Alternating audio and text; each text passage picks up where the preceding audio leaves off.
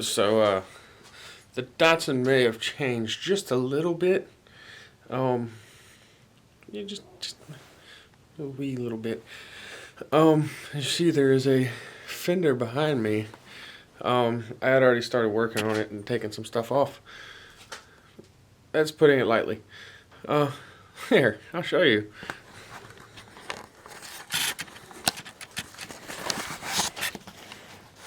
Sorry, my camera doesn't zoom out very far. But, it's a little bare. And there's parts everywhere. I just about broke my damn neck.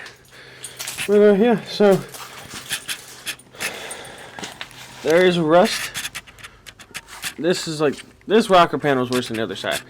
The back half of the seat area right here on the passenger side is actually all solid, so I don't have to worry about it. The front part is toast. It's gone. I cut it out. I gotta get the frame rail, the rest of the frame rail off, and then I think that's all the rust on this side is out. Aside from the rocker panel, of course. There's a little bit of rust right here. Not much, but apparently it's a common spot. There's some rust on that. This side's actually fairly clean. Not a whole lot of rust there. The garage is a mess. And then the driver's side, the rocker panel's not bad at all. But there is still some rust in the floors. I got to cut that front section out. The frame rail was pretty much completely gone, and that little strip was solid. And then the seat rails were toast, and yeah, the back half was gone. But from here back is solid, solid metal. So that's good. That leaves me some wiggle room, some room for error. Now, I'm going to be working on pulling the engine, so I've got to drain some fluids and stuff, and disconnect some stuff, and get the car moved back a little bit, and get my engine hoist in here and everything. Once I get the engine hoist in here, a lot of the engine stuff is already disconnected, because I was trying to take the intake manifold off, and it's a little bit more of a pain in the behind than I would like with it in the car. So I'll just go ahead and show you what all I've got done. I know I'm holding my camera at a weird angle because I broke my tripod. But yeah, bear with me. So yeah, there's that. I've taken a lot of stuff off the intake. This will be gone. Shit. This is probably getting blocked off. I don't know. I forget exactly where everything runs. I'm going to be running a different throttle body, so honestly, that's really not that big of a deal. Well, I might be running a different throttle body. I haven't decided yet. I really want to do side draft carbs on this one, same as the 8.6. Well, the 8.6 was bike carbs, but I really want to do triple Makunis. What I think I'm going to do for now, just to get the engine running, once I get the rust repaired, is stick with the fuel injection. Yeah, I think I'll stick with the fuel injection for now. Just run an ECU and upgrade to a modern style fuel injector and fuel rail. It'll do away with the cold start injector and clean up the intake quite a lot. Make the car run better. Kind of bring it up to modern standards a little bit. But it won't cost as much as the carburetors, and it won't cost as much as swapping it, which the carburetors cost almost as much as a complete swap for this car. I could buy an RB swap with a transmission for $3,500. The carbs alone cost about $2,000.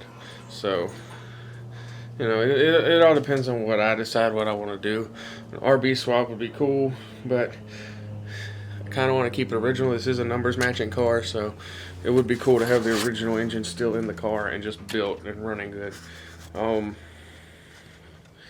Plus, it suits that period correctness that I like.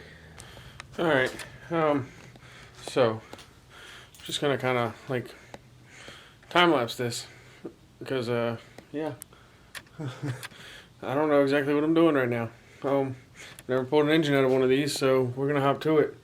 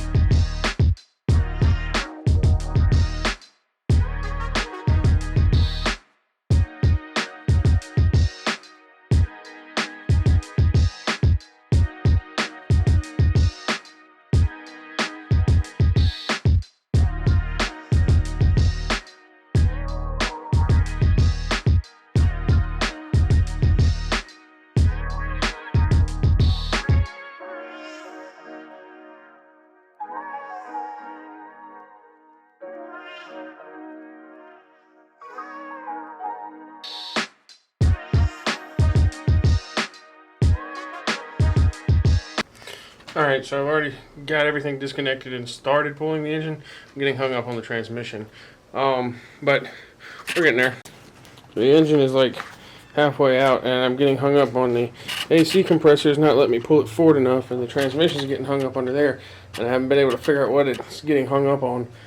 But she's almost out.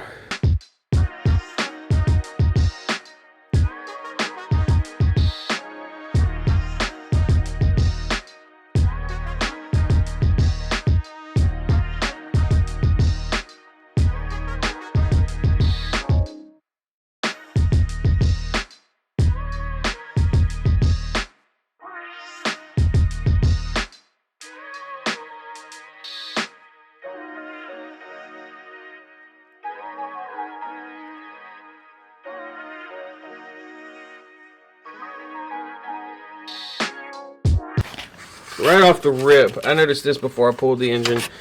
The bottom of the core support. Sorry. The bottom of the core support has some rust. It's not super bad, but it's not great. That side's pretty gnarly. And it's got some peppering like Swiss cheese here, so I'll have to fix that. But that's not a major concern. The biggest issue, which I knew about before I even pulled the engine, was right there in the under the battery tray. They all rot there. It's just a matter of getting the actual tray out and finding out how bad it actually is.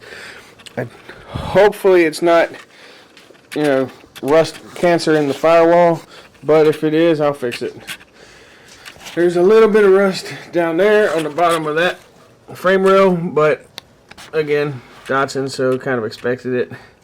Those are in decent shape. I mean, there's some surface rust, but I don't think there's any cancer. I'll know more once I start cleaning it up and get all that shit off the side. But the subframe is surface rust, but there's no cancer in it, which is good. I think it's a heavier gauge steel. There is some flaking, but it's not cancer. It's solid all the way through, so I can just clean that up and paint it, and it should do fine.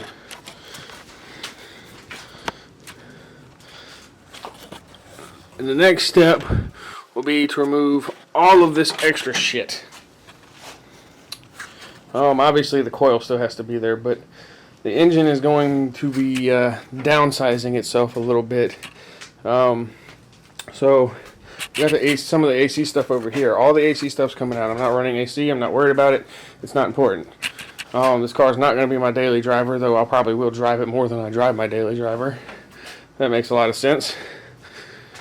There is a little more rust on that side. Now I think the actual tension rod mount is more solid, but there is rust close to the tension mount on the bottom of that frame rail, so we'll have to address that.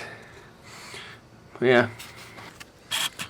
So yeah, now that the engine's out, I can start kind of organizing the garage a little bit more.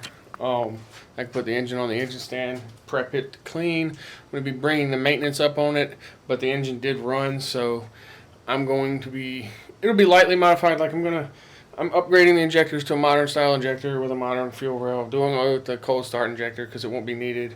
And I'll be running a Mega Squirt ECU, which will give me a little more tuning when I go to, if I keep it fuel injected. If not, if I decide to go carbs, then I can sell the Mega Squirt and any aftermarket part that I have.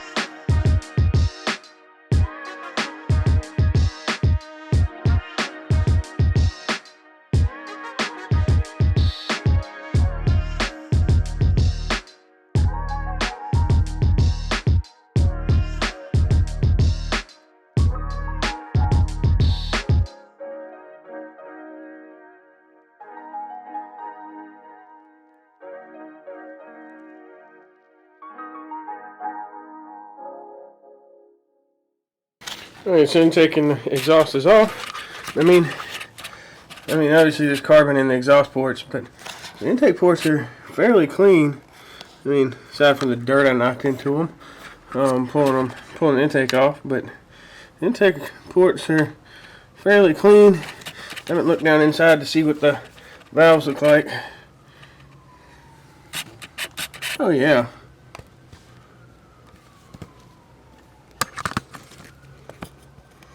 There you go. And that's not a great angle, but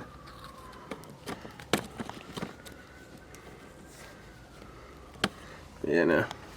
Anyways, you get the idea. They look fairly good in there.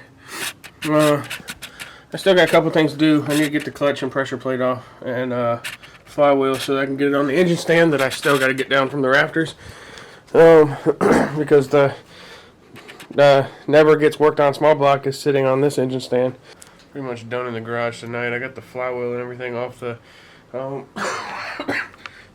engine, and I gotta go get bolts tomorrow so I can put it up on the engine stand.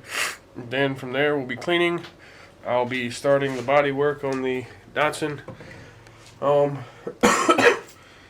know. I'm gonna have to look it up, but I'm pretty sure that if this is a stock paint, that it has lead in it.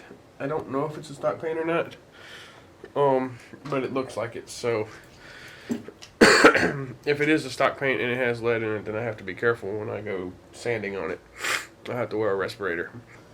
And I think this is going to wrap up this episode. Thank you guys for watching. Subscribe, leave a comment, like.